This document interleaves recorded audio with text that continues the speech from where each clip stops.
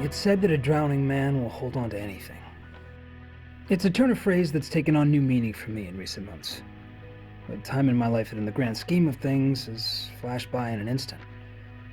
In reality has ticked away slowly, with the excruciating weight and sorrow that accompanies loss. Mine is a story of that long, lonely road back to recovery. A story of heartache and hope. Mine is the story of a drowning man.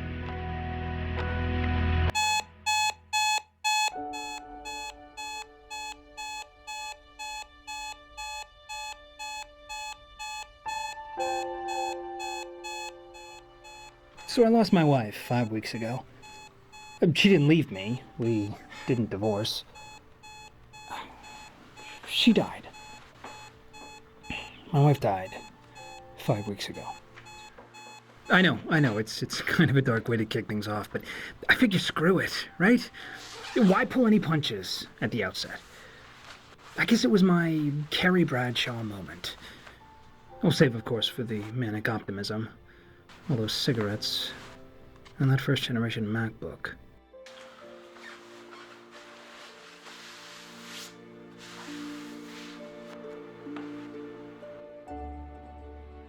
Somewhere along the way, I had convinced myself that shaving my neck, and only my neck, was a good look.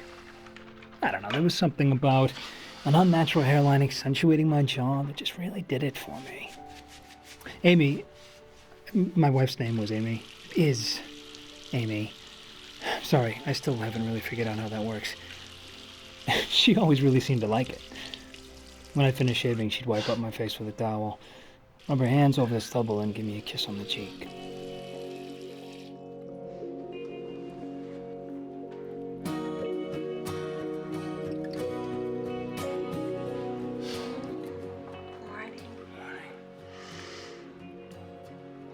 You washing your face? I was trying, yeah. I'm gonna wash it for you. I'm gonna wash it. Here, sit down. Okay. Sit down. Okay. Yeah. It's your soap. Hi. Hey, look at me. Ooh. It doesn't hurt. Sudsy. I love this face. Oh, yeah? Yeah. Yeah. You got a little straight there. Hi.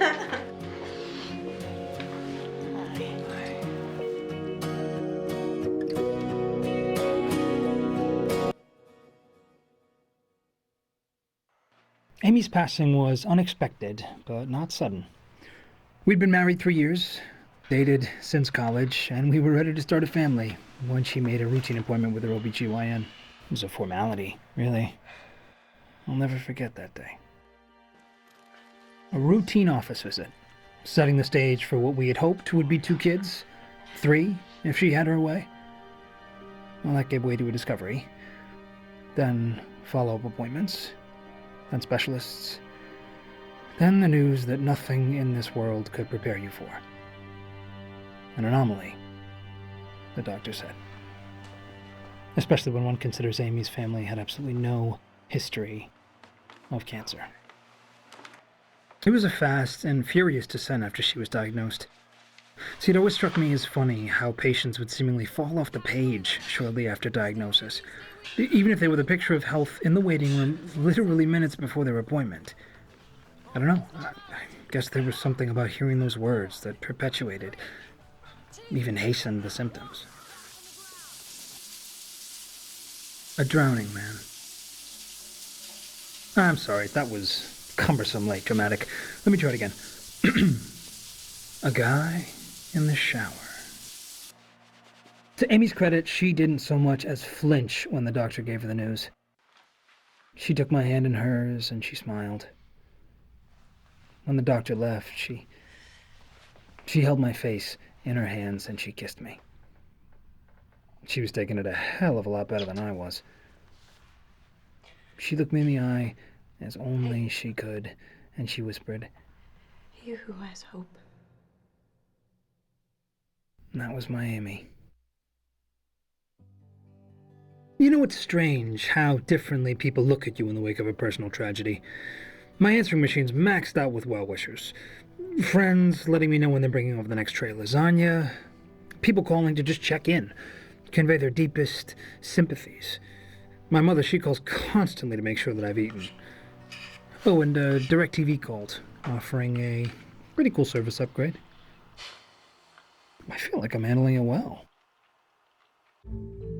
I'll tell you, it's funny. Amy's passing had altered the course of once commonplace, mundane activities. Even something as mindless as picking up the newspaper, which I may or may not have been neglecting.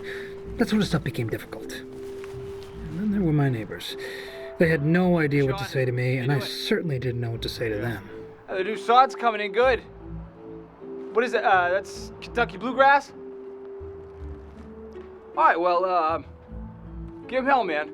Some days, I just tried avoiding people altogether. It was hard having the world look at me differently. It was hard starting a new life, knowing that I hadn't finished with the old one. It was hard knowing she was never coming home. Shannon, how are you?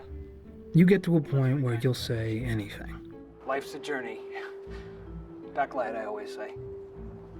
So, yeah.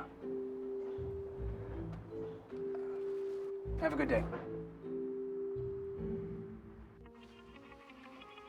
Suffice it to say, I wasn't the picture of cleanliness before I met Amy. But once we moved in together, I very quickly adopted her innumerable neuroses and compulsions when it came to housekeeping and organization. These days, I sought distraction in that kind of work. Hey, babe, can you bring down the Allen rent? You'd be surprised how often that happens. Like I said, I feel like I'm handling it well. It's fine.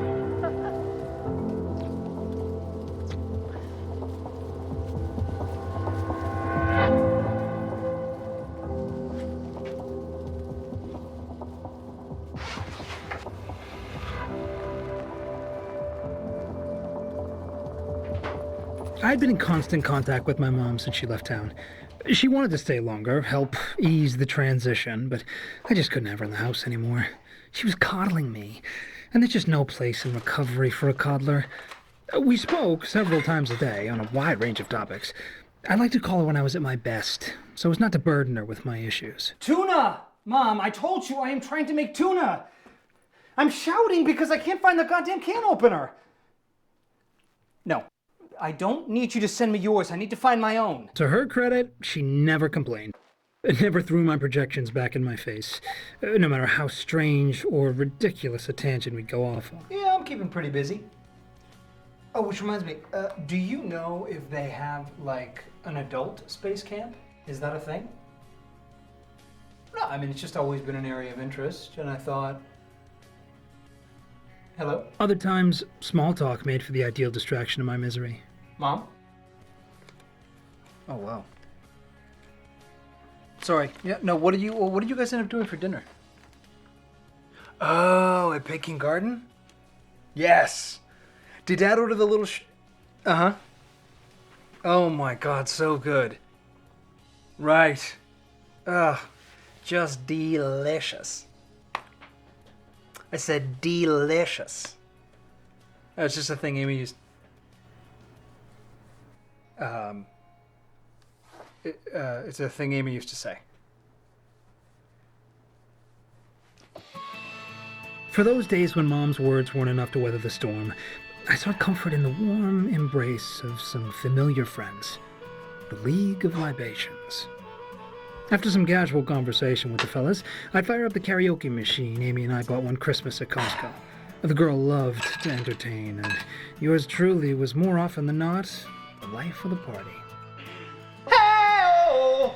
Ho, ho, yeah! You guys ever had one of those days? I'm gonna show you how to rock!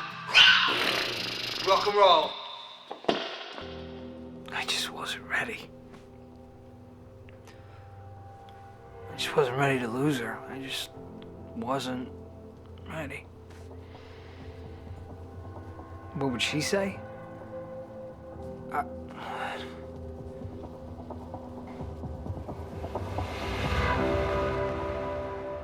Mom, I gotta go.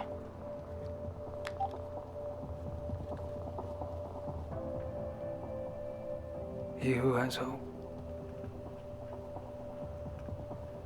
He who has hope has everything.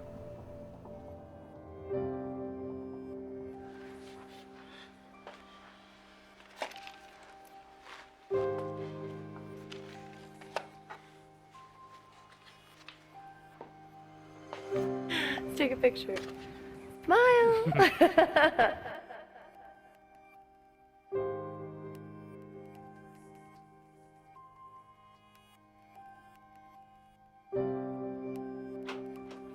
I'm not telling you what to do. Amy and I once fought about how we were reaching a point in our relationship where essentially nothing was happening. We were in a comfortable routine, a routine that didn't offer much in the way of variety. It's not unsolicited. I'm being your partner. I'm being a mirror. Days later, we laughed about the absurdity of that argument. Laughed about how fortunate we were to have problems like that. Show you what I see. That's my job. Yeah, I'll tell you, nobody resolved conflict like Amy. I just think there's more for us. There's more for you. And in my own bullheaded way, I'm trying to encourage you. Did you just call yourself bullheaded? Maybe. I like that. Choose happiness. Choose happiness. Kiss me. Now? All the time. Okay. I know.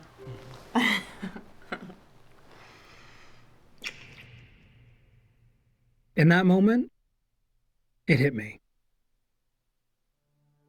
There I was, literally cleaning up so the housekeeper would have less to do, and all I could hear was Amy's voice, echoing in my head. Choose happiness, baby.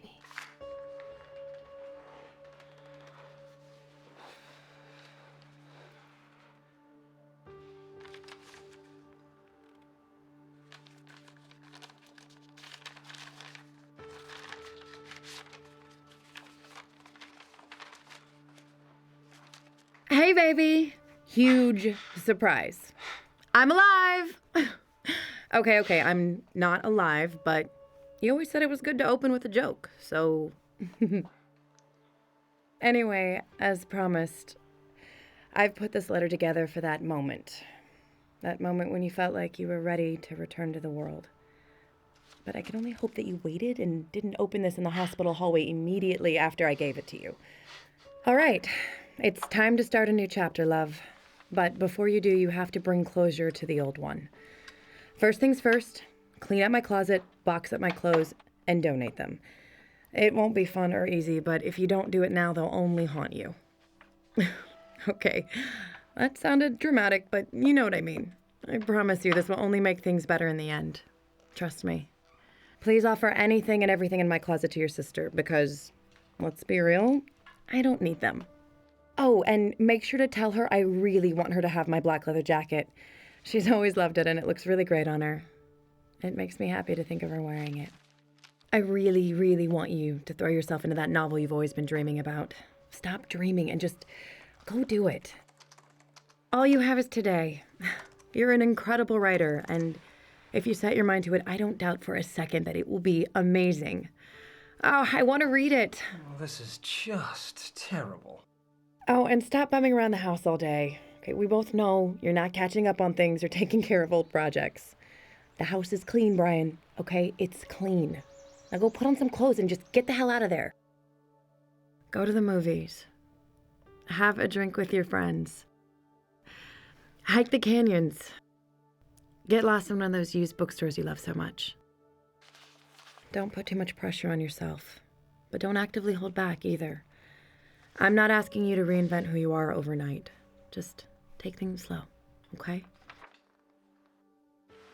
Do only the things that make you happy and nothing that doesn't. Life's too short.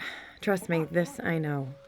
Oh, and finish Breaking Bad, will you? Because, baby, seriously, I'm not waiting for you to get up here. Remember to enjoy the good days, knowing that the bad ones are bound to crop up every now and again. And for God's sakes, don't punish yourself for feeling sad. It's okay. It's all a part of the process. I can only imagine how long you've been ignoring your feelings. Stop it.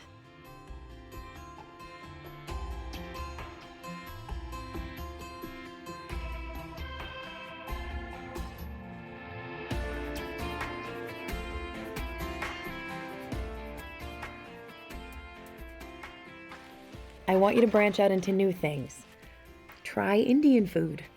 Please? I know. Just trust me. Try it. Take advantage of all those cookbooks you've gotten me over the years. I know you pretend to like the Barefoot Contessa, but come on, baby. Just go ahead and treat yourself to one of the Giada books instead.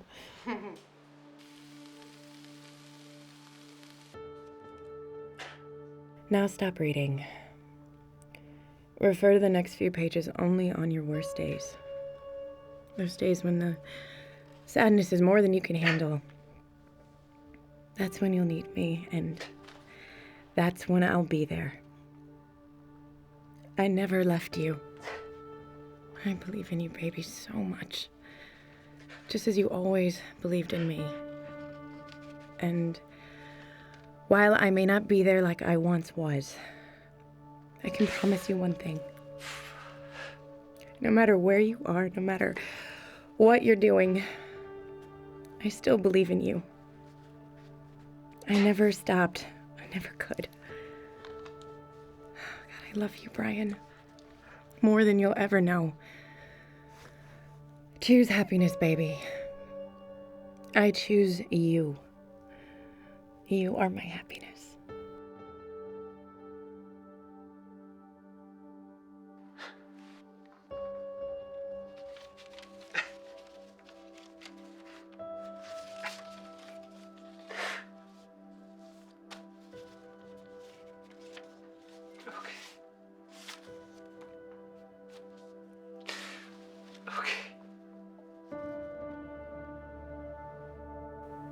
So I'm gonna send you some of Amy's clothes, okay? The bomber jacket? Yeah, the black one. Yeah, that's in there. Did you just make a request? And did you want me to overnight it, too?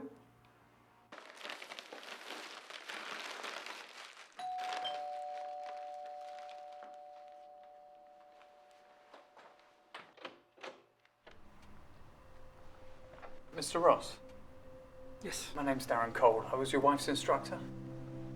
Tennis instructor. Yes, of course. English Darren. God, I've heard so much about you. Please, why don't you come in? I had hoped that we would have met sooner. Didn't really have a chance to connect at the funeral. Yes. Well, it was all I could do to, Of course. I can't tell you how sorry I am for your loss, Mr. Ross. An incredible woman, your wife. It's truly tragic. It's very kind. I appreciate that. Well, I hope you don't mind, but I asked the club to gather Amy's things from her locker, and I thought I'd save you the trip and bring them down to you. Also withdrew her application from the tournament. It's very nice to meet you, Darren. And you. I'm sorry. You said a tournament. Amy was a nifty little player. I was trying to convince her to enter the Open in San Diego. Why would you have to convince her? She seemed apprehensive. Said she needed to talk to you about it first. Obviously, she was very committed to starting a family, and that was her main focus. I see. I think it was just a case of the jitters. She was a little unsure of her game. And she said she needed to talk it over with me first. Yeah. Thank you.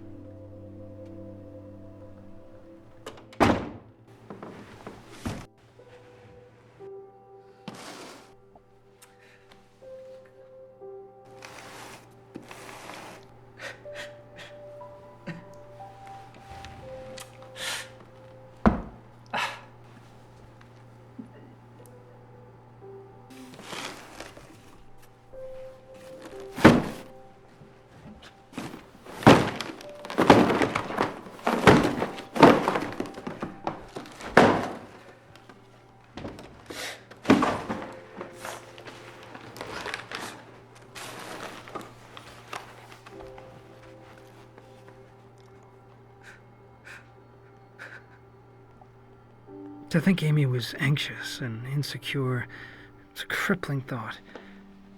The woman who had taken such phenomenal care of me was in need of support, reassurance. She needed me, and I had no idea. After a good 36 hours of feeling sorry for myself, I was able to refocus. Mr. Ross. Call me Brian. and I made a decision. I'd like to enter the open. Do it as a living tribute to Amy. You any good? Over your shoulder. Yep, sorry. All the way down. Just using your wrist through the contact of the ball just to brush up. Nice. Follow through all the way. Good. Body weight forward. Brush up and over the ball. Now, how important is the helicopter fall through? Okay, so perhaps thoughts of entering the open were a little ambitious, but the more I played, the more I felt closer to Follow Amy. through all the way. Knowing I was taking part in an activity she loved, Got to relax though, man. I couldn't help but feel like she was right there with me. Relax. It's not baseball. Time out. We need 1 second. Do me a favor. I want you to hit one at me as if we were equals, as if we were on the same skill level, okay? Serve one up. I'm gonna hit it back. Theoretically. All right, I like that. Feet to the fire. Come on, let's have it. So I'm here. Yep. Okay. Ready now?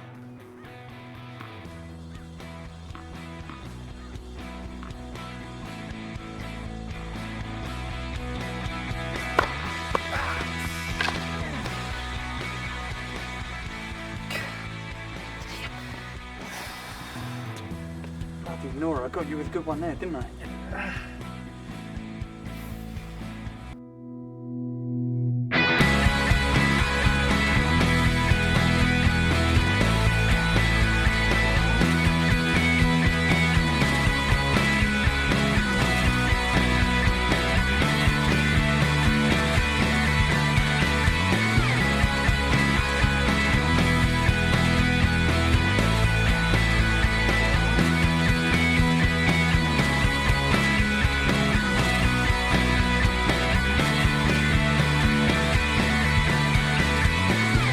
Hey, baby.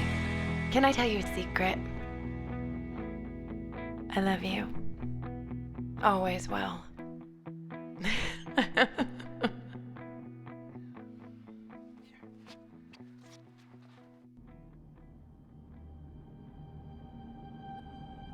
A week ago today, I couldn't fathom feeling like I'd made any semblance of progress. But in all her wisdom and compassion, Amy had laid out the roadmap for my recovery. Had she discovered a cure for the heartache? No. But she had pulled my head above water for the first time since, well, nothing would replace the void losing Amy left in my heart. But there were things I could do, steps I could take to introduce happiness back into my life. This is my new associate, Duncan. I rescued him yesterday from a shelter in the valley. Amy had spent so much of our time together taking care of me, it was time for me to pay it forward. Time for me to take care of someone. Or, in my case, something. It occurred to me, however, that when I inevitably went back to work, Dunks would be alone. I knew what that felt like, and I wanted no part of it. Enter Charlie. With Charlie came his older brother, Jasper, the elder statesman. Excessive? Perhaps. But I wasn't about to separate a family. So this is the new crew. A new beginning. My hope. There won't be a day that goes by that I don't think of her.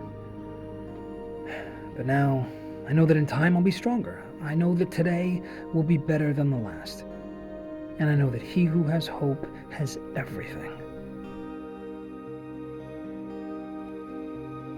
It's said that a drowning man will hold on to anything. And sometimes that anything ends up saving your life. I love you, Amy.